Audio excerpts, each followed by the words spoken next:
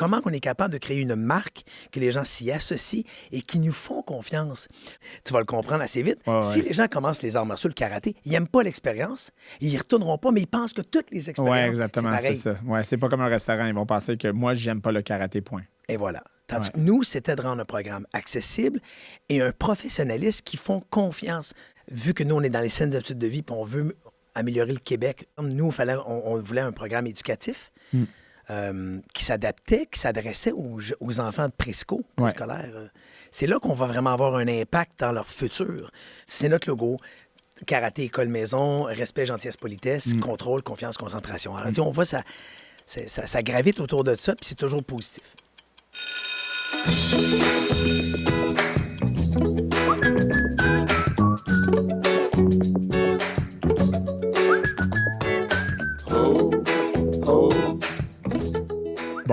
Bonjour. Bienvenue à un autre épisode de La Retenue. Nous continuons cette année avec des invités incroyables, des discussions très intéressantes. Aujourd'hui, on reçoit Marcelin, Mars.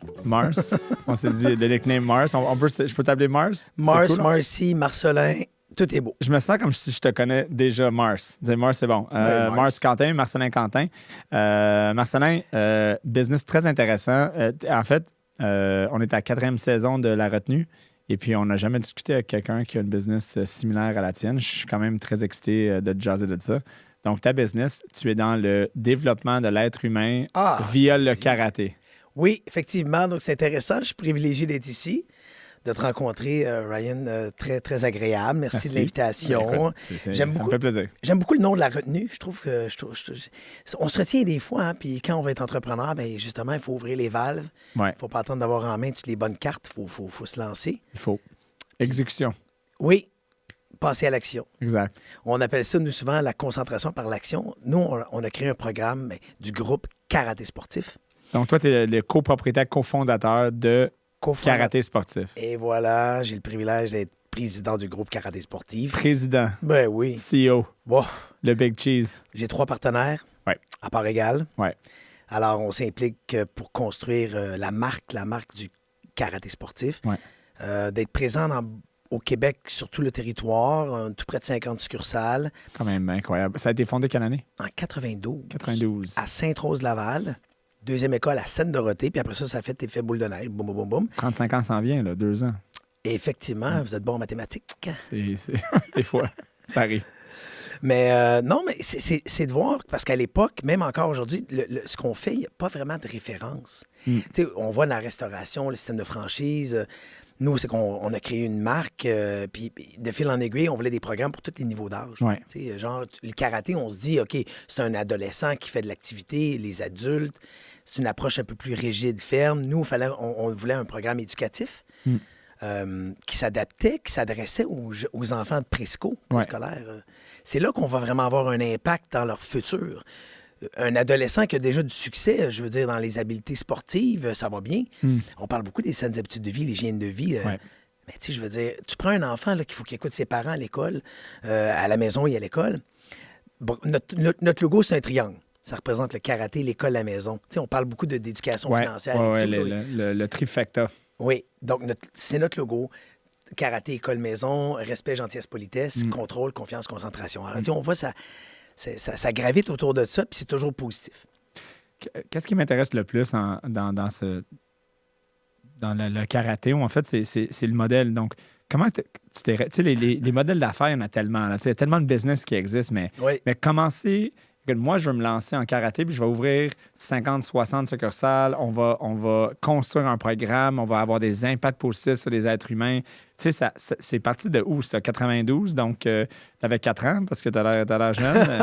mais c'est comment... C'est sorti de où, cette idée-là, en termes de karaté? Ton background, je pense que tu avais un background un peu là-dedans, arts martiaux. On a toujours fait du sport, moi et mon frère Martin. De fil en aiguille, on s'entraînait, on faisait du judo, on a fait du judo, on faisait de la boxe pour le plaisir. On a joué au hockey. Puis à l'adolescence, c'est vraiment une école de karaté qui est ouverte dans notre secteur, à Auteuil-Laval. Et après ça, j'ai rencontré Carl, qui est notre partenaire aujourd'hui, membre du comité fondateur. Carl Gauthier, qui est aussi un peu plus jeune que moi. Et là, nous, on a été accrochés par la compétition. On a déjà fait, on a fait des tournois, hyper occupé. Et après ça, ben, l'école, le cégep, l'université, moi et Martin, on a étudié en éducation physique. OK. Puis là, c'est là, en 92, où on avait commencé à enseigner, mais quand tu apprends, dans le fond, au début, tu te dis, j'enseigne comme je l'ai appris. Mais tu te rends compte que pour la rétention, pour la façon de garder les élèves, c'était pas toujours adéquat. Donc là... C'était pas optimal. C'était pas optimal. Alors là, nous, on avait de grandes aspirations. On a dit, on va ouvrir des beaux locaux, on va améliorer l'image, rendre accessible des programmes qui fait que c'est pas juste à l'élite, mais on veut vraiment se concentrer pour avoir un impact dans la masse des gens, des individus. Ouais. Pas juste ceux qui sont prédisposés pour dire, oui, j'ai de l'excellence, puis je réussis déjà bien, mais prendre un enfant ou un jeune qui vit des défis à l'école, soit de l'intimidation, soit par la motricité, il n'y a pas vraiment la coordination nécessaire. Bref, mais là, on voyait, il y a plein d'écoles, il y a plein de sports, mais les activités où les jeunes participent, ils vont faire quoi? 1 an, 2 ans, 3 ans? Ouais. Alors, on s'est concentré sur un programme de rétention, une façon des programmes fractionnés avec des ceintures. On a ajouté des programmes, des rubans sur les ceintures. Tout le monde met des tapes. Ouais. Alors, nous, on lui a donné une raison.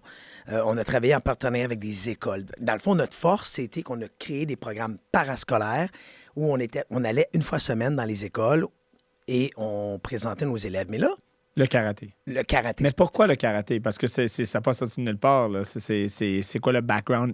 Ça a commencé où pour toi? Le karaté, c'était-tu quelque chose que tu faisais quand tu étais jeune? En 86-87, on a commencé dans une école où c'était karaté Shorin-Ryu. Tu n'avais rien fait avant là, de karaté. Tu as commencé là. On avait fait du judo, mon frère et moi. Okay. Tu sais, tout ce qui était martial. On a des garçons en forme qui se tiraillent, qui jouent dehors. Tu sais, on était tellement... Alors...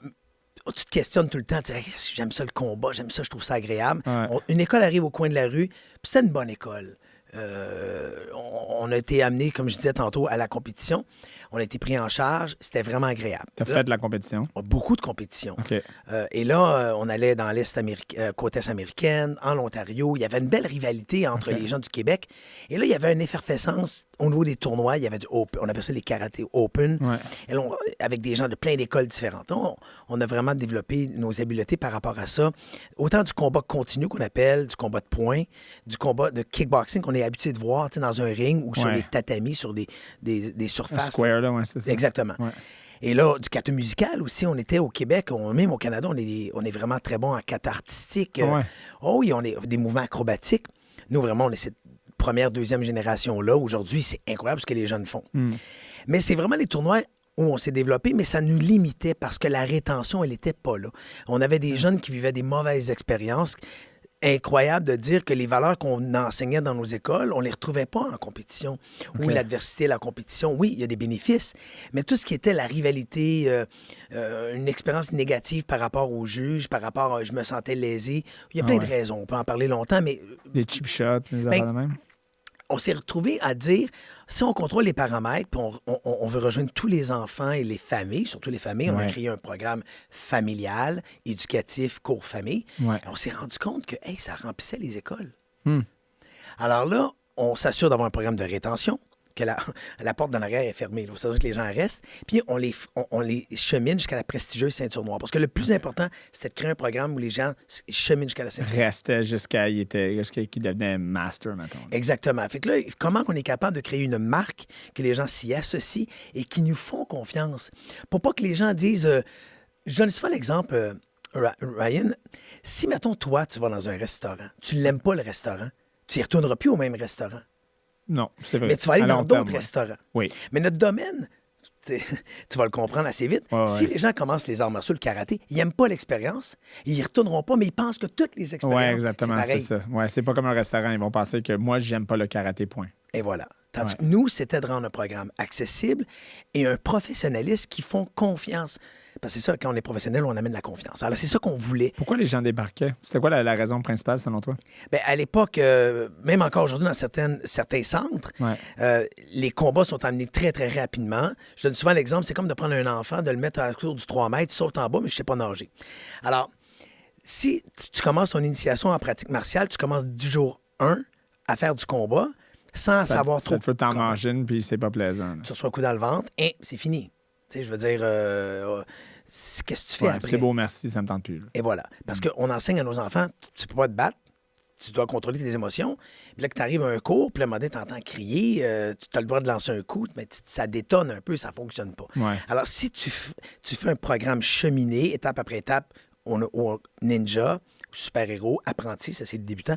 Ouais. Nous, on commence dans les écoles karaté sportifs, les combats éducatifs avec des gants où on fait des mises en situation, ceinture verte. Ça, c'est le club ceinture noire. C'est comme, ça fait longtemps que tu pratiques. Là. Tu sais comment faire un direct, tu sais comment faire un beau kick. C'est quoi, blanc, jaune, vert?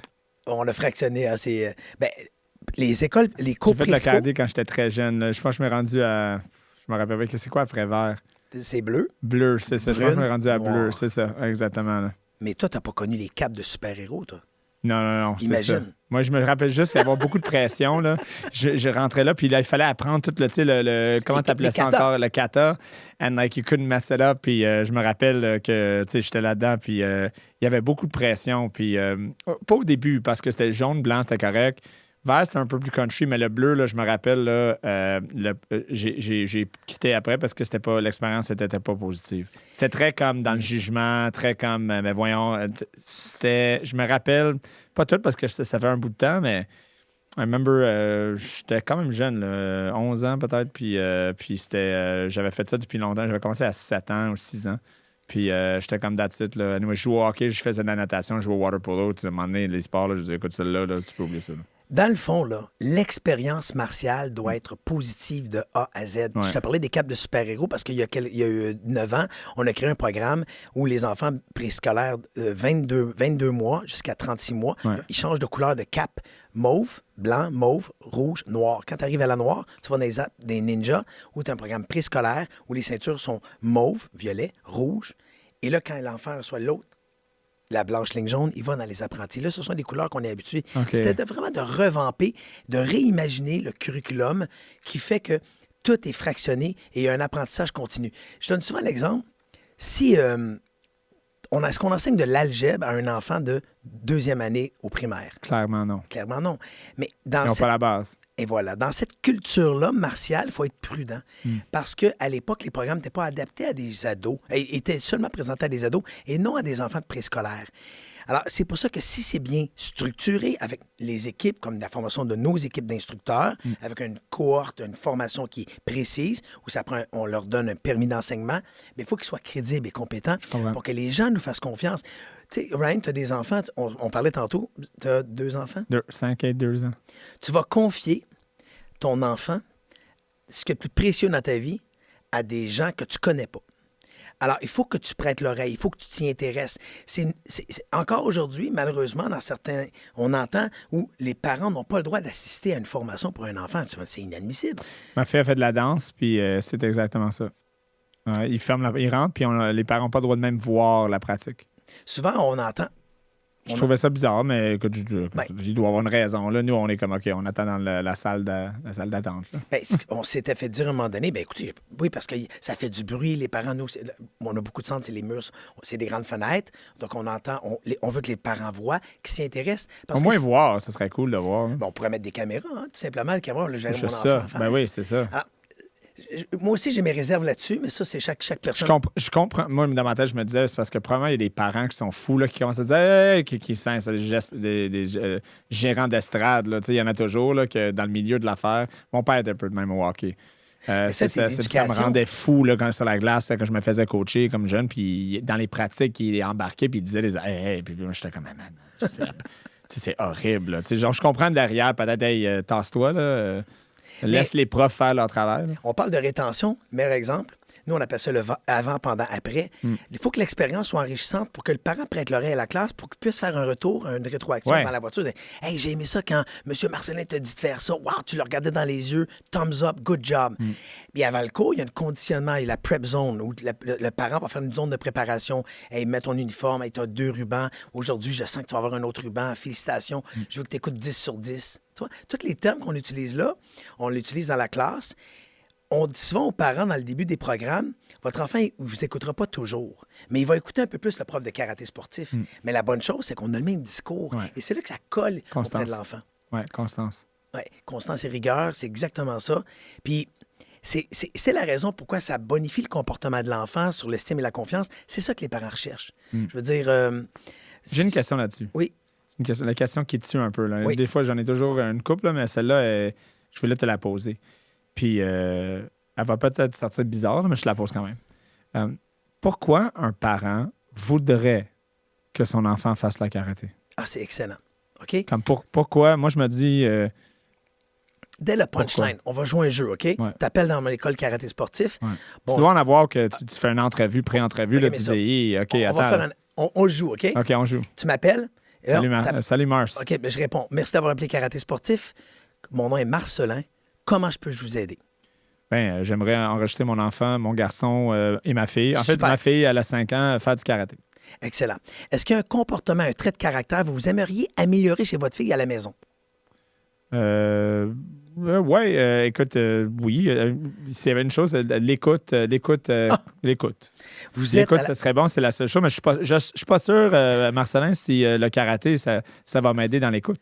Écoutez, déjà, dès son premier cours, à votre première visite, votre fille, comment elle s'appelle? Live. Liv, oh, joli nom. Merci. Liv, elle a 5 ans. Notre but, c'est de la préparer à aller à l'école et s'assurer qu'elle écoute 10 sur 10, pas seulement au karaté, à l'école et à la maison. Alors, déjà, son premier cours, elle va être assise, jambes croisées, mais sur les genoux. On va s'assurer qu'elle nous regarde dans les yeux. Elle va apprendre les 3 règles de concentration. Concentrer les yeux, concentrer les pensées, concentrer le corps. Et vous allez voir, elle va, au cours de la classe, qui dure 30 minutes, avoir Tu une m'as écoute déjà 10 sur vendu. 10. Moi, je l'appelle après pour enregistrer ma fille. Là. C'est déjà réglé. Donc, là, Voilà. et voilà. Mais c'est intéressant. Là, des fois, il se chicane avec son frère. Il termine pas ce qu'il commence. Il me fait répéter en classe. Alors, T'es venu chez nous ou quoi? Son frère a 2 ans, donc oui, effectivement. Là. Mais c'est plus son frère qui il y a du torque. donc, c'est assez intéressant. Mais la question, elle se pose. Puis c'est une excellente question parce que quand les gens pensent karaté, ils pensent tout de suite à faire un punch, faire un kick. Ça me fait penser à quelque chose. Mais Ryan. j'imagine qu'il y a beaucoup de parents qui sont comme, tu sais quoi, moi, je veux armer mon enfant. Oui. Filles, surtout les filles, je pense peut-être. Il y a un parent qui aurait peut-être une tendance à dire, moi, je veux que si quelqu'un essaie de prendre ma fille ou si elle est dans un trouble, elle est capable de se défendre puis de donner un coup de genou, là, puis la personne est à terre pour se défendre. Oui, mais en même temps, je sais pas si c'est la meilleure approche. Et c'est pour ça je me questionne. Oui, donc elle va développer ses habiletés motrices, elle va développer son écoute active.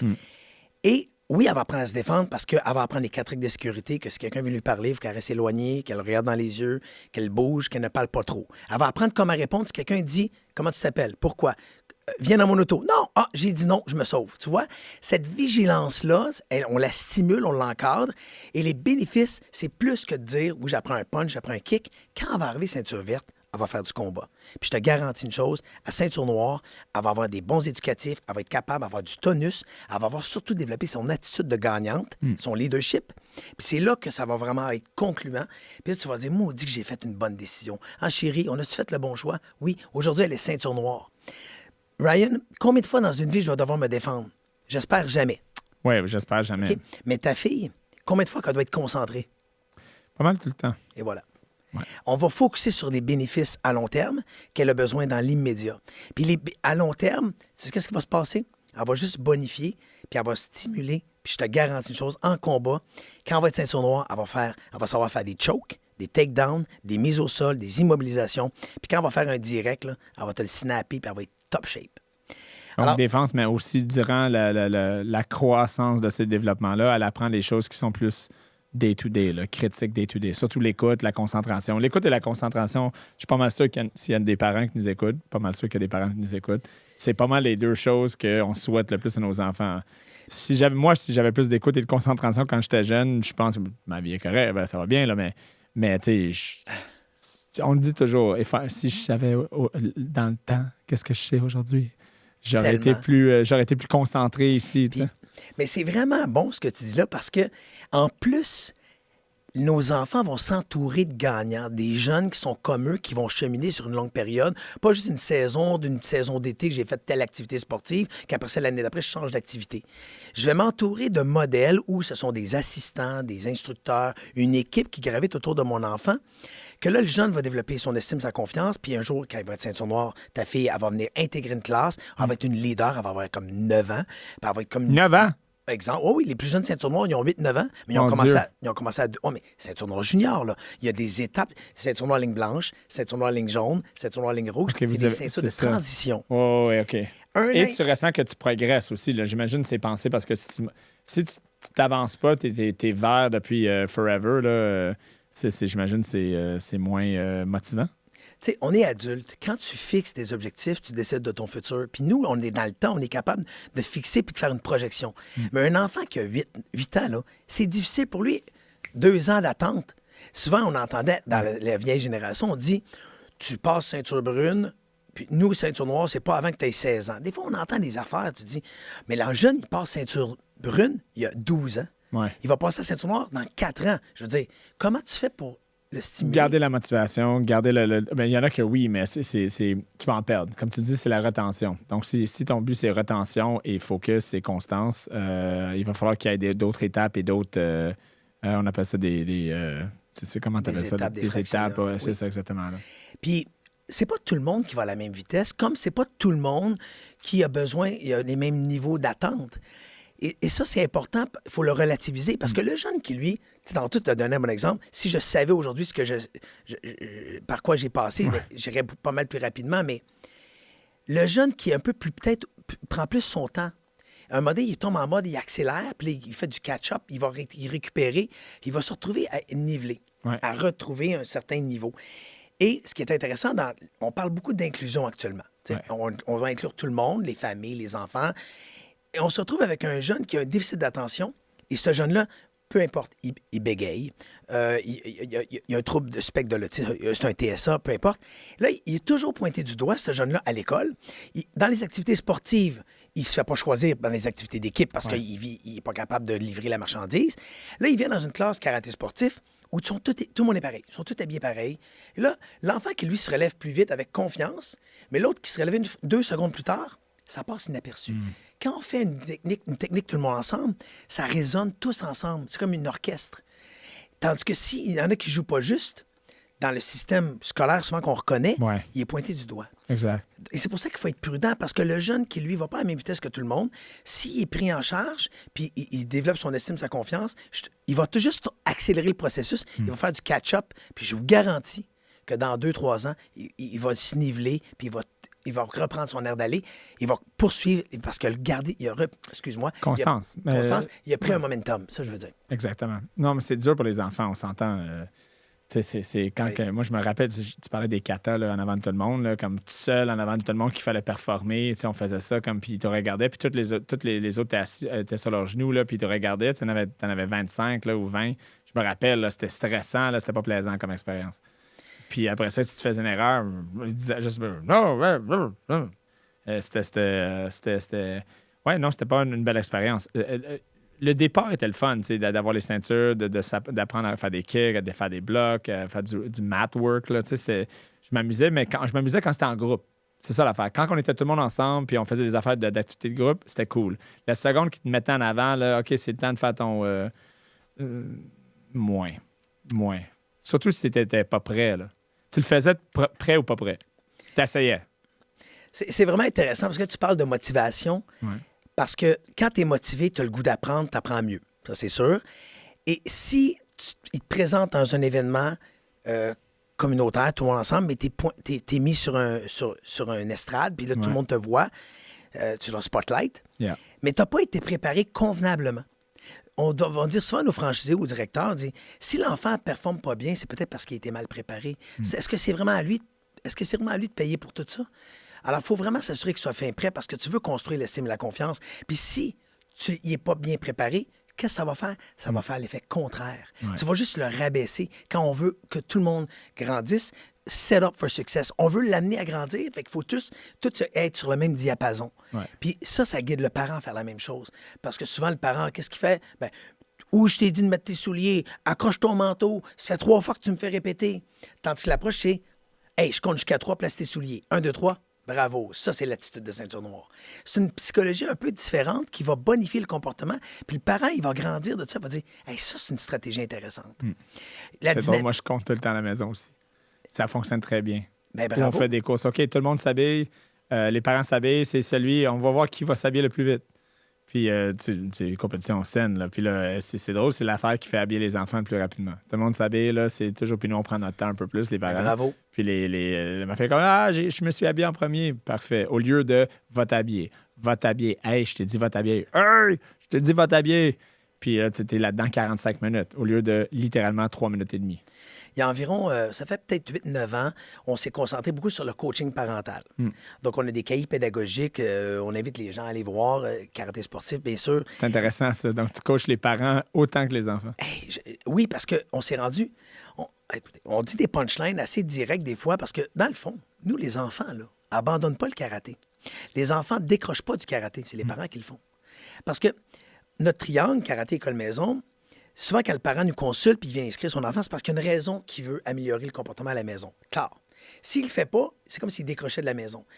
En cours de route, l'enfant fait du karaté, il gagne des ceintures, des rubans, puis à un moment donné, il arrive à un niveau intermédiaire ou avancé, évolution, peu importe. Il dit, mon enfant veut faire une autre activité, ça ne tente plus. Oh, il décroche du karaté. Sur 3, il en reste 1 à l'école. Mais si on a continué notre enfant, on a semé une petite graine en disant, si tu n'aimes pas ça, c'est difficile, tu décroches. C'est pour ça qu'on utilise ce terme-là. Pourquoi? Parce qu'on l'associe directement à l'école, à l'éducation. On veut pas que nos jeunes décrochent de l'école. On veut qu'au moins ça leur prend un minimum de secondaire 5. Est-ce qu'ils vont terminer aux adultes? Est-ce qu'ils vont aller au cégep? Comment tu traces la ligne? Là? C'est dur, ça, parce que je suis sûr qu'il y a plein de parents qui nous écoutent en ce moment qui disent « Ouais, mais si mon enfant ne l'aime pas, il ne l'aime pas. » Là, commencer à le forcer. Mais où est-ce qu'on draw the line entre... Parce que c'est ça, à l'école, il n'y a pas de ligne, là, dans le sens que tu finis l'école. C'est pas une discussion de « if ». Tu t'en vas à l'école, tu peux créer comme tu veux. Donc, les parents sont plus comme tu t'en vas à l'école, point. Mais quand ça vient à d'autres sphères de leur vie, ben là, c'est les sports. Tu veux arrêter le hockey? OK. Tu veux arrêter la natation? OK. Tu veux arrêter le piano? OK. Ou la danse? OK. Mais tu sais, en même temps, c'est tough parce que c'est correct de vouloir arrêter et essayer quelque chose d'autre. Oui. Mais en même temps, tu veux pas non plus inculquer des valeurs de OK, mais quand j'aime pas ça, j'arrête. Donc, ma question est, la ligne est où? C'est une excellente question et c'est pour ça qu'il faut revenir à la base. Il faut expliquer pourquoi on va à l'école. Quand on va à l'école, c'est pas juste pour apprendre du français et des mathématiques. Quand on va à l'école, c'est justement pour aller chercher une culture d'éducation, développer et entretenir la curiosité, m'entourer de bonnes personnes, apprendre à faire des bons choix, dire non à l'intimidation, me préparer pour l'avenir. Et le minimum de l'éducation, c'est me permettre de comprendre l'importance de m'organiser pour organiser mes idées, pour être capable de performer, pour devenir un adulte accompli. Mais ces stades-là, quand on dit que ça prend un minimum, il faut que j'apprenne à écrire un minimum, d'échanger, de socialiser. Ouais. Pour ça, il faut que je sorte de la maison. Si je reste assis devant un écran, c'est des habiletés que je ne développerai pas. C'est ça. Et c'est pour ça que l'équipe école où je vais, ils travaillent fort en bébite dans les équipes écoles. On est dans tout près de 120 écoles en parascolaire. Oui, ils ont des défis, je le concède. Il y a des enfants à besoins particuliers, des plans d'intervention. Ah ouais. Mais notre enfant à nous, là, on veut l'outiller. Comment est-ce qu'on va l'outiller? Bien, justement, il faut qu'il sorte de sa zone de confort. Il faut qu'il comprenne l'importance de persévérer, puis d'arriver, puis d'avoir des échecs, puis de pas toujours gagner, puis de pas l'avoir toujours facile. Alors, notre rôle de parent, c'est de guider, de dire « t'es capable ». Souvent, on entend, combien de fois, là, Ryan, tu as entendu des parents, des gens autour de toi dire « Ah, moi, je vais pas forcer mon enfant. » OK, fine. Bon, on va juste remplacer les mots. Guider, inspirer, coacher, stimuler, encadrer, c'est des mots qu'on va remplacer le mot forcer. Parce qu'on n'a pas le choix. Si je laisse mon enfant faire, si je l'aime vraiment, mon enfant, je vais-tu le laisser se coucher à des heures de fou? Non. Je vais-tu le laisser manger ce qu'il veut? Non. Si je laisse un enfant d'emblée faire ce qu'il veut, qu'est-ce qu'il va faire? Il va choisir la solution facile. Il va rester assis devant un écran. Il va manger du sucre parce que c'est ce qui le stimule. Comme la majorité des parents. Oui, parce que c'est simple et c'est facile. L'être humain gravite vers ce qui est simple et facile. Parce qu'on a été bâti de cette façon-là. C'est normal parce que pour survivre, si tu es toujours en train de te battre, aller chercher les choix les plus difficiles, ben, tu brûles d'énergie non nécessaire. Donc, on est comme wired d'aller pour le plus facile parce que notre wiring était fait dans des moments que c'était pas tout facilement accessible. Right? Donc, si tu étais capable de manger quelque chose qui allait pas te faire courir 4 km, ben tu allais tuer ça, c'est parce que c'était plus facile. Exact. Mais le problème, c'est que là, on est rendu dans une société qu'on attite cette même genre de programmation génétique à des situations qui sont pas nécessairement la manière qu'on a été bâti, là, selon moi. Je suis pas un expert, je suis blond. Hein? Non. Non, tu es très stimulé puis tes questions sont vraiment appropriées parce que nos jeunes, là, si on lâchait prise puis on les laissait faire ce qu'ils veulent, ça ne fonctionnerait pas. Et c'est pour ça qu'il faut les entourer de gagnants puis ça leur prend des modèles. qui aspirent à devenir meilleurs. Puis eux autres, entre eux, à part la scène compétition que tu disais, ils vont juste se challenger puis dire « Ah, moi, je suis fier de toi. Ça, c'est bon. Ça, c'est bon. » Ça va aiguiller, ça va stimuler leurs neurones pour dire « Je vais sortir de ma zone de confort. Moi aussi, je suis capable de le faire. » Sauf que s'ils sont toujours nivelés vers le bas, toujours régressés, dire « T'es pas capable de faire ci, t'es pas capable de faire ça », ça fait l'effet contraire. Je détruis l'estime. Je veux juste qu'ils le construisent par les habiletés.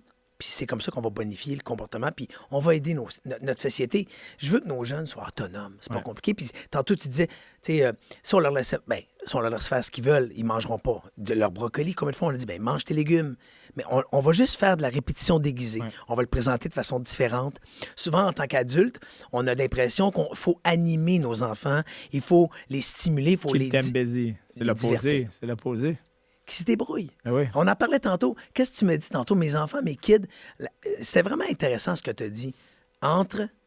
J'ai les jouer au parc, sans toujours être en arrière d'eux, dire attention, je veux pas qu'ils se blessent. Ah, mais il y a une différence entre blesser c'est ça. Et se faire mal. C'est une longue conversation que j'ai eu avec ma conjointe. Parce que nous, on est là pour s'assurer qu'il va pas se faire mal, dans le sens que injured, c'est vraiment comme une blessure sérieuse, là, comme, OK, mais y est-tu en danger? Danger, c'est le mot, là. Y est-tu en danger ou il pourrait-tu juste se blesser? Tu sais, comme juste se blesser, on va dire, c'est comme une blessure qui va être correcte dans quelques heures, là. Tu sais, comme un petit bleu, quelque chose. C'est des choses qui arrivent. On est des enfants. On se fait des bleus tout le temps, anyway. Versus, comme, non, s'il tombe de là, il se casse la jambe, il se casse le cou et il se casse le dos. Et de laisser de l'espace. On est là pour protéger du danger. Mais souvent, je pense que les parents, c'est mon opinion, on a comme décidé de leur protéger de n'importe quel sentiment d'inconfort qui existe. Ça veut dire qu'on ne veut pas qu'ils se blessent, on ne veut pas qu'il y ait un scratch, là. Donc, fais attention, va pas là. Va pas sur un bicycle, tu sais pas comment ride ton bike encore. Donc, on va pas pratiquer. On va attendre que tu es plus grand parce que tu n'es pas prêt, tu vas tomber. OK, donc, si je tombe, je devrais pas faire quelque chose si je tombe, right? Donc, ça rentre dans... OK, donc, if it means I'm going to fail, I shouldn't do it. Ça rentre dans la tête des enfants et ça se propulse vers l'adolescence, ça se propulse vers la vie adulte. Et si on veut les préparer, il y a les termes qu'on entend beaucoup dans les écoles, l'anxiété, le stress, l'angoisse, mais souvent, il y a une passation du parent vers l'enfant. Il faut être prudent. Et c'est la raison d'être capable de gérer mon anxiété, mon stress par ma performance, de bien gérer par mon action et de le comprendre que c'est-tu si grave que ça? Je peux-tu me faire confiance? Je peux-tu le faire par des essais, par des erreurs? Ah, par des essais, je réussis. Ah, c'est pas si pire que ça. Donc, exactement ça. Je prends des risques, je sors de ma zone de confort, je me déstabilise. On veut que l'enfant développe sa proprioception, son équilibre. Vous seriez surpris de voir comment est-ce que dans une classe, des enfants préscolaires de 5-6 ans, dans les ninjas, on les fait courir. Sur une classe de 25, quand on les fait courir en cercle, il y en a 4-5 facilement à chaque fois qu'on recommence la musique qui tombent. Est-ce que là, 25 ans, les enfants tombaient moins? Ben, peut-être. Puis là, souvent, les enfants tombent, c'est comme... Il y a une réaction parentale de l'autre côté du mur. Il est correct. Le tapis est coussiné, il tombe, il se relève. Bravo, tu t'es relevé, je suis fier de toi. Et voilà. Aussi simple que juste faire high five, bing. Wow, tu as vu la vitesse à laquelle tu t'es relevé? Souvent, l'enfant, il n'a même pas tombé, il sait qu'il tombe. Et là, on voit son émotion. C'est... Et là, il y a des pleurs.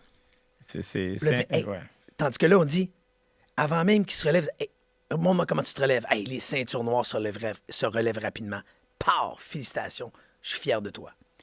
C'est des petites actions, mais qui bonifient le comportement de l'enfant, puis que le parent de l'autre côté dit, hey, c'est vraiment cool. C'est comme un super-héros au karaté sportif. Moi, j'ai un trainer qui parle souvent des statistiques au niveau activité physique, là, puis ça me surprend à chaque fois quand on me dit que pour la plupart des adultes qu'elle entraîne, parce qu'elle est kiné là, donc elle entraîne des adultes maintenant là, pour essayer parce que des adultes ont décidé de se mettre en forme, sont moins en forme, mettons, à 30, 40 ans, peu importe l'âge.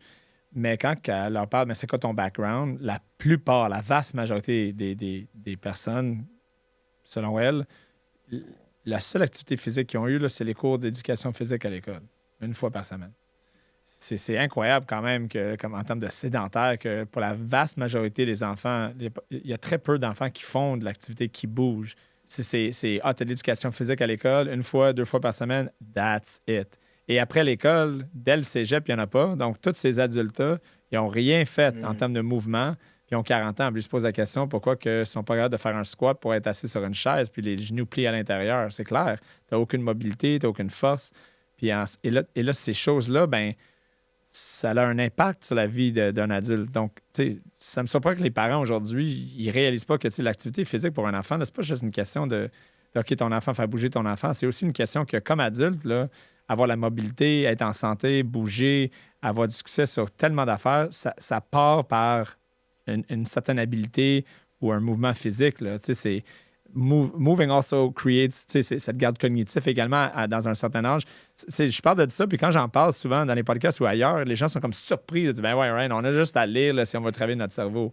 Il y a un lien direct entre le mouvement et le cerveau. C'est pas juste une question de lire. Là. À un certain point, you have to move. Puis ça me surprend que c'est encore un enjeu. On est en 2025 et c'est encore un enjeu aujourd'hui. Je ne sais pas si vous voyez la même chose avec les parents. Puis j'ai une question par rapport aux parents après. Plus que jamais en 2025, les gens sont plus sédentaires que jamais. On connaît bien au Québec Pierre Lavoie qui est en mission de... Mais je vais revenir là-dessus parce que quand on pense au sport, automatiquement, on pense à l'élite, on pense à une performance de pointe. Oui. Tandis que ce qu'on veut, c'est juste une hygiène de vie, des saines habitudes de vie, être régulier dans l'entraînement. Juste quand je maintiens un momentum, je continue un pas devant l'autre, je fais une activité sportive, que ce soit ludique, ou je fais de la sport individuel ou coopératif, je veux juste socialiser. Tu parlais de... C'est pas juste le côté, oui, je peux lire pour activer mes neurones. Quand on active son système, on augmente sa circulation, ça circule partout. Là. On a besoin d'avoir un corps sain parce que ça maintient l'esprit sain.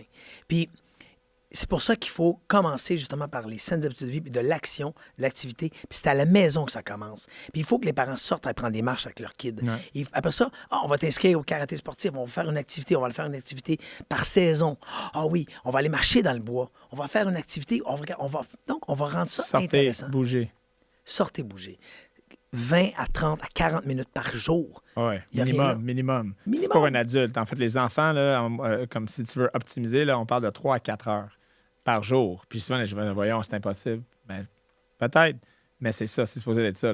Quelqu'un qui se développe, c'est 3-4 heures d'activité physique là, par jour. Les enfants en garderie, ça marche des fois jusqu'à garderie, parce que souvent, les garderies sont dehors, dépendant de la garderie. Il y a des garderies qui sont beaucoup plus, OK, on va dehors. Ils ont leurs activités. Mais la seconde que tu rentres à maternelle, là, t'es plus dehors en train de bouger pour 3-4 heures par jour. Là. On s'entend, c'est terminé. Là. Donc, si tu fais rien avec ton enfant le matin, rien le soir, ils ont peut-être bougé 30 minutes, 40 minutes dans une journée. Là. La cour, la recess, là, ça dure quoi, 25 minutes, 30 minutes? Maximum. Si tu bouges, parce qu'il y en a plein qui vont dehors puis s'assoient dans un coin puis that's it, là. Tout ça, c'est très inquiétant. C'est le rôle du parent. Le rôle du parent, c'est d'instiguer, de motiver, de dire qu'on le fait, on va le faire ensemble, de donner l'exemple, d'aller jouer un petit peu au hockey, dans l'extérieur, de jouer à la cachette, peu importe l'activité. C'est juste de le faire. Bouge. Ouais. Et c'est ce qui va entretenir l'imaginaire, le rêve, la créativité aussi de nos jeunes, d'aller chercher, d'aller cogner chez le voisin, dire « Hey, est-ce que tu veux jouer avec moi? » Ça se passe plus. Moi, je faisais ça tout le temps, mais c'est rare, tu vois ça maintenant. Les enfants vont... Je peux te aller au voisin, c'est parce que non, vas-y pas, ils vont penser que t'es bizarre. Là. On va pas chercher ton ami là-bas, on va les appeler avant, là, puis tu sais, c'est spécial. Ça prend un retour aux sources, puis on le vit, tu sais, puis on a une richesse culturelle, on a des nouveaux arrivants, puis je veux dire, mais il faut justement qu'ils s'imprègnent de notre culture. Et là, on a un hiver, on a la semaine de relâche, on a tellement de beaux moments, puis ces moments-là, quand on le vit, souvent, on se dit, ça va-tu être le fun? Puis c'est après, quand tu fais une rétrospective, tu dis, hey, c'est vrai que c'était le fun. Puis je le dis, toi, t'es plus jeune que moi, puis tes enfants sont jeunes, mes kids sont adultes aujourd'hui, mais je suis tellement nostalgique que quand je vois des kids jouer dehors au parc, jouer au hockey, je me dis, hey, moi, ça me rappelle les souvenirs avec mes enfants. Puis, hey, tu te rappelles-tu quand on faisait ça? On jouait à Homme sur Terre au parc. Puis c'était comme, wow! À kick la cacane dehors. Je dis, c'est ça qu'on a besoin. On crée des jeux avec rien. Comme nous, moi, je jouais avec Soldier, là, puis on avait pas de fusil ou rien. Là. On prenait des bâtons, là, puis on faisait assembler 2 équipes, puis que c'était tout dans l'imaginaire. Là, c'était 10 enfants dans le coin. J'ai une question par rapport aux parents. 50 succursales. Oui. De karaté sportif, 14 000 membres. Oui. On s'entend que la gestion des enfants et la gestion des parents, vous en avez vu, là. Y a-tu une histoire crunchy là, par rapport à... Moi, ça m'intéresse par rapport à une gestion, à un moment donné, d'un parent ou des parents. T'sais, on regarde les parents au hockey, là, juste le sport, là, des fois, ça devient... J'imagine que vous avez vécu quelque chose de même, là, où est-ce que... Comment t'approches un parent qui est un peu trop intense? C'est une excellente question. Il y a très longtemps, on était axé sur la compétition, l'élite, et on s'est rendu compte que justement, ça développait des irritants à l'interne de certaines succursales parce qu'il y avait des enfants qui étaient l'un contre l'autre. Et pourquoi nous, on favorisait ou on coachait ou on entraînait un enfant plus qu'un autre? Nous, on veut que ce soit tout le monde traité de façon égale, peu importe l'âge, peu importe le niveau, la culture, peu importe. Tout le monde est traité de façon égale. Mais lorsqu'on revient au départ, actuellement, là, est-ce qu'on a vécu des irritants? Et je vais te le dire, il y en a. Mais est-ce qu'ils sont majeurs? La réponse, c'est non. C'est rare. Parce qu'on a des patterns où on sait que ça prend tant de cours, tant de rubans sur la ceinture. Souvent, il y a des parents, ils vont dire « Ah, bien moi, exemple, notre curriculum, ceinture brune, ceinture noire, c'est le comité des grades et le comité fondateur, et c'est tout l'ensemble du groupe qui vont graduer en même temps. On a des parents qui veulent, parce qu'ils veulent des passe-droits, du fait que « Ah, je serai pas là, je vais être en vacances, est-ce qu'on peut faire un privilège de passer mon enfant pareil? » C'est peut-être des irritants qui peuvent arriver. On leur dit non, votre enfant va passer dans 6 mois ou dans 3 mois. Ah! 3 mois! Oh non, il n'y aura plus de motivation, ça va être difficile pour lui. Écoutez, on va le gérer ensemble, on va faire le plan ensemble, on va lui expliquer le pourquoi, ça va super bien aller. On a eu des situations où l'enfant se faisait intimider à l'école, on faisait notre plan d'intervention, et là, on faisait une stratégie, et là, ça fonctionnait. Des fois, ça prenait 3-4 plans d'intervention. On a aussi des cas où on a été plus rigide, plus ferme. Lorsqu'un parent nous dit « Ah, mon enfant va décrocher, il va abandonner. » Je dis « Mais pourquoi? Quand vous nous avez choisi, on vous a dit qu'on allait se parler. Nous, on allait persévérer. Oui, mais là, il va... Monsieur, on veut amener votre enfant ceinture noire, puis après ça, il fera ce qu'il veut. On veut l'amener ceinture noire, on va le faire ensemble, on va faire équipe. Ouais, mais là, il y a cette argumentation-là où, parce qu'il y a un coût aussi rattaché à ça, sur l'abonnement, sur les frais d'équipement et tout. Mais le reste, somme toute, et c'est pas des blagues, là, depuis qu'on est retiré de la compétition élite à l'externe, c'est beaucoup plus facile de gérer ces paramètres-là. On n'a pas eu de cas dramatique, à l'exception peut-être d'un enfant, je vous dis ça comme ça tout bonnement, ça me vient à l'esprit, où un enfant qui a un plan d'intervention, peu importe le spectre qu'il a, on a dû intervenir où l'enfant n'a pas pu venir au camp de jour parce qu'on a besoin d'une aide. Parce qu'en milieu scolaire, il y a des enfants qui ont des assistants. Selon leurs besoins. Mais nous, on ne pouvait pas offrir ça, à moins que le parent sorte la main dans sa poche et dise bien, ça va coûter de temps pour qu'on puisse mobiliser quelqu'un avec votre enfant en plein temps. Oh, mais non, je ne peux pas faire ça, mais on n'est pas subventionné. Je veux dire, nous. Vous n'avez pas un service adapté à tous les enfants. Il va falloir que le parent, malheureusement, on n'a pas ça. Et c'est pour ça que là, il y a quelque chose qu'on devrait tramer au Québec, puis moi, je crie haut et fort. Il faut que le gouvernement comprenne l'importance des saines habitudes de vie pour la santé physique, la santé mentale, pour prévenir les maladies plus tard. Je veux dire, si le parent n'a pas d'incitatif sur le crédit pour gérer... Actuellement, même quelqu'un qui a un bon salaire, il va obtenir maximum, ou même pas un bon salaire, peu importe la raison, un crédit de 100 $ sur son impôt. Tandis que si ça lui coûte 2500, on le sait très bien faire l'activité physique, peu importe le sport, tout sport confondu, il faut mettre la main dans la poche. Si je veux investir pour l'avenir, il faut que je sois capable, ça prend un incitatif, il faut inciter les parents à dire j'ai une économie d'échelle. Il y a des crédits d'impôt pour aller rénover ta maison, mais il n'y en a pas pour faire de l'activité physique avec ton enfant. J'aurais pas pu mieux dire. C'est un peu, tu sais, comme, OK, donc on crédit d'impôt. Je comprends qu'on va pousser la consommation, mais la consommation vient avec les moyens viennent avec la discipline. Donc, tu sais, c'est en anglais, on dit short-sighted. Ça, c'est quelque chose qui nous irrite énormément parce que, je veux dire, notre PIB, une bonne partie de nos revenus vont dans le système de santé. Alors, il faut voir un peu plus loin que ici et maintenant. Il faut voir à moyen long terme. Puis ces jeunes-là, bien, si on veut que ce soit des travailleurs accomplis, mais il faut qu'ils soient en santé. Alors, c'est un autre débat, mais vu que nous, on est dans les saines habitudes de vie puis on veut améliorer le Québec, une ceinture noire à la fois, c'est notre slogan, un de nos slogans, mais je veux dire, il faut continuer à inspirer le monde, puis il faut que ça change. Depuis 92, vous avez combien de gradués qui ont gradué ceinture noire de karaté sportif? Ah, des milliers et des milliers. Puis souvent, les gens me disent, les autres, ils passent tellement de ceinture noire, ils donnent leur ceinture. Non. Les gens... C'est comme l'université Finex en ligne, là. Tu peux t'acheter un degree. Non, il faut qu'ils s'entraînent. Je sais, c'est une blague. Non, mais... J'étais sarcastique. Mais les légitimes, on se la fait poser des fois. Mais les gens disent, mais leurs cours sont pleins de ceintures noires. Je dis, oui, mais c'est parce qu'on les garde. Si tu passes une ceinture noire, je veux dire, puis au bout, c'est le cas de souvent, les gens, ils tardent à passer une ceinture noire. On l'entend, on a tellement entendu d'histoires. Puis le jeune, dès qu'il passe ceinture noire, hop, il s'en va faire une autre activité. Mais si ton programme, il est adéquat, parce que dans ton club des maîtres, c'est ce qu'on appelle, on a du jiu-jitsu, que ce soit japonais, brésilien, on a de la boxe, du kickboxing, on fait du kali, on utilise des armes martiales, peu importe la raison. on les garde avec nous et là, on a un impact. Parce que lui, le jeune ado, il a besoin de sa ceinture noire pour cheminer à travers le monde, faire sa place. Donc, des milliers. On a tout près de 1000 instructeurs qui ont été gradués depuis qu'on fait la cohorte des instructeurs. Cette année, la cohorte des instructeurs, on en a 72 d'inscrits qui font le cours. Ça leur prend 1 an. Il y a un examen théorique qui est très, très difficile. Et ça s'est beaucoup développé au fil des ans, que ce soit l'anatomie, physiologie, la psychologie sportive, comprendre un peu le processus de l'éducation. Ouais. Puis après ça, il y a un examen pratique. Là, il obtient le permis d'enseignement pour enseigner dans nos écoles karaté sportif, mais aussi en milieu scolaire. Ouais. Pour nous, ça, c'est important d'être compétent, d'être crédible. Non, très bon. Et les ceintures noires, aujourd'hui, bien, on a la 3e génération des ceintures noires, Ryan. On a des grands-parents qui ont eu leurs enfants qui sont ceintures noires, puis on a de ces jeunes-là qui amènent leurs kids dans les 2-3 ans. Incroyable. 35 ans d'affaires. C'est ça l'effet de groupe. On appelle ça, nous, l'effet du groupe. On a une école là, qui est ouverte à Verdun, rapidement de même. Là. À Verdun, on est rendu à 4 parascolaires. On a tout près de 75 élèves inscrits. Alors, il y a cette rigueur-là. Puis, je me dis, si c'est plus long. Tu sais, la COVID, nous, ça a été très difficile, mais aujourd'hui, on a rebondi très, très fort, très haut. On veut juste continuer à grandir à travers ça.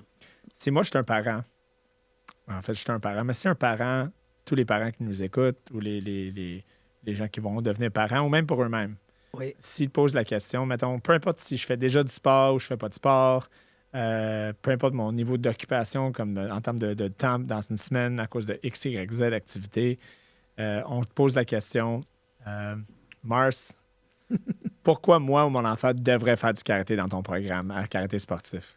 Si tu avais à répondre en moins de 30 secondes, la première chose, je vais poser la question, est-ce qu'il y a quelque chose, un trait de caractère que vous voulez améliorer chez votre comportement? Peu importe. Si c'est la santé globale, si c'est sur l'estime et la confiance. Et là, quand ils vont me donner la réponse, là, je vais aller cibler. Parce qu'on est tous uniques, on est tous humains. Alors, c'est intéressant que tu retournes la question. Oui. En fait, la question, c'est qu'est-ce que tu aimerais améliorer dans ta vie? C'est pas compliqué. Puis t'attends que l'agent te réponde, tu dis, OK, mais c'est ça. Bien, voici comment, via le karaté, on va y arriver. Santé, bien-être, c'est les 2 mots-clés. Bonheur. On veut tous que nos enfants soient accomplis, surtout qu'ils soient heureux. Peu importe la carrière qu'ils vont choisir. Toi, quand tes parents t'ont dit, Ryan, je veux que tu sois heureux dans la vie, oui, je vise des études, peut-être X, Y, Z, mais je veux que tu sois heureux. Moi, mes enfants, c'est exactement ce que je veux. Je veux le bonheur. Pour ça, santé, bien-être, le plus longtemps possible. Puis, prendre des modèles, des gens qui vieillissent super bien, dire, je peux-tu, moi, ressembler à ça? Moi, là, quand je fais du ski avec Nicole, une de nos ceintures noires, elle a 81 ans, puis elle enseigne, ça fait longtemps que j'ai pas ski avec elle. Salut, Nicole, si tu m'entends. Elle enseigne au Mont-Blanc. Je veux dire, un de nos directeurs franchisés, il l'a croisé la semaine passée à Vallée-Bleue. Elle enseigne à Vallée-Bleue parce qu'elle avait pas assez d'heures. Elle est ceinture noire 5e dan, 81 ans, et elle enseigne le ski encore aujourd'hui. Je veux dire, si c'est ça, vieillir, pour moi, bien vieillir, j'aspire à ça. Ben ouais. Est-ce que on va prendre notre retraite? J'espère jamais, mais on va travailler différemment. Ouais. On n'a pas parlé, mais on investit maintenant un peu plus dans l'immobilier. On fait des stratégies d'intervention auprès de nos jeunes franchisés pour les motiver à entretenir la santé aussi financière. C'est important. Intéressant. Donc, c'est important comme entreprise également d'explorer ou d'enseigner non seulement le domaine dans lequel, de devenir des experts dans le domaine dans lequel vous opérez, mais d'inculquer d'autres éléments à vos employés, à vos partenaires. Donc, santé financière, super important. J'en parle souvent. Il y a plein d'entreprises que je dis, viens, on va rentrer, donner des conseils, donner des conférences. On comme, mais pourquoi je ferais ça? Qu'est-ce que ça me donne? Bien, qu'est-ce que ça te donne? Ça va faire que un workforce that's highly educated and highly motivated, c'est juste un meilleur workforce. Là. Donc, ça va dans le même cadre. C'est un ensemble de plusieurs facteurs, puis ces facteurs-là vont créer vraiment une stabilité solide, forte. Puis c'est noté à l'image du groupe, qui est un triangle, je l'ai expliqué, mais il est incliné. Est-ce que tu sais pourquoi? Non. Si je te dis, quand tu rentres dans un centre d'entraînement, règle générale, ou peu importe, on va juste à l'université. Dans le bas, premier cycle, tu as vraiment la base où il y a plus d'étudiants. Puis plus tu montes, plus tu arrives vers l'excellence en haut, il y a de moins en moins de joueurs. Nous, il est incliné. Parce qu'une école mature karaté sportif qui est en santé, elle est inclinée, elle est même inversée comme une pyramide. Dans le bas, c'est là où il y a le moins de nouveaux, et dans le haut, c'est là qu'il y a le plus de membres. Si là, en haut, c'est inversé par les couleurs de ceinture, qu'en haut, c'est le plus de ceinture noire, puis en bas, ceinture de couleur, là, tu as une force. Et là, tu as un impact dans ta communauté. Parce que c'est la meilleure autodéfense, c'est quoi? C'est l'éducation. Alors, si notre société, elle est éduquée, c'est là qu'elle est forte et elle est puissante. C'est les meilleures armes qu'on ne peut pas faire. Si nous, nos élèves, quand on leur parle, ça les allume, puis si je dis à un élève, effort plus pratique égale succès, puis un karatéka est toujours prêt, quand il va arriver à l'âge de 25-30 ans, puis je vais aller le voir dans son bureau parce qu'il est rendu docteur, je vais dire, effort plus pratique égale, tu t'en rappelles, Guillaume. Bravo, docteur Guillaume. Ça, notre travail va avoir été fait. Puis aujourd'hui, ce Guillaume-là, ben, il s'entraîne, il fait de la course à pied, il continue à faire du karaté les fins de semaine avec son kid qui a 2 ans. A better human. Et voilà, je veux dire, c'est-tu parfait? Non. Mais je veux dire, est-ce qu'on a l'intention d'aspirer à mieux? Oui, puis il faut. La perfection n'existe pas.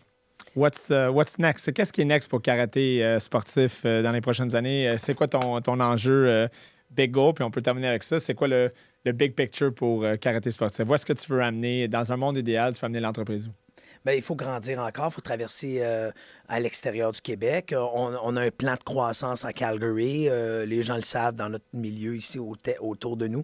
On avait déjà quelque chose de très, très bien développé dans l'Ouest canadien qu'on devait démarrer. On devait le démarrer en 2025. On a mis une petite pause là-dessus parce qu'on a tellement une effervescence dans le Grand Montréal, au Québec, qu'il faut continuer à nourrir nos franchisés. Donc, d'ici à 5 ans, c'est de traverser de l'autre côté, que ce soit l'Alberta, Vancouver. Après ça, on va s'en aller vers ici, puis on va finir par... Coast to coast to coast. C'est exactement ça, coast to coast.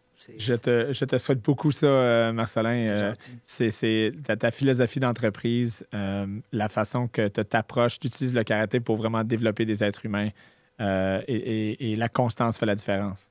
Right? Exact. Donc, depuis 92, tu as l'air d'être constant sur votre approche, puis je vous souhaite beaucoup de succès. C'est gentil, merci, puis bonne continuation dans la retenue. Merci d'être venu en retenue, puis j'espère te revoir là, quand on est coast to coast, là, on va en jaser. Avec plaisir. Merci beaucoup. À toi. Merci. Merci d'avoir été avec nous pour cette retenue. Je vous invite à nous suivre sur YouTube, TikTok, Instagram et les principales plateformes de podcast, Spotify, Apple Podcasts et Google Podcasts. Commentez, likez et partagez la retenue, puisqu'il n'est jamais trop tard pour apprendre. Mon nom est Ryan Lahaye et je vous dis à la prochaine retenue.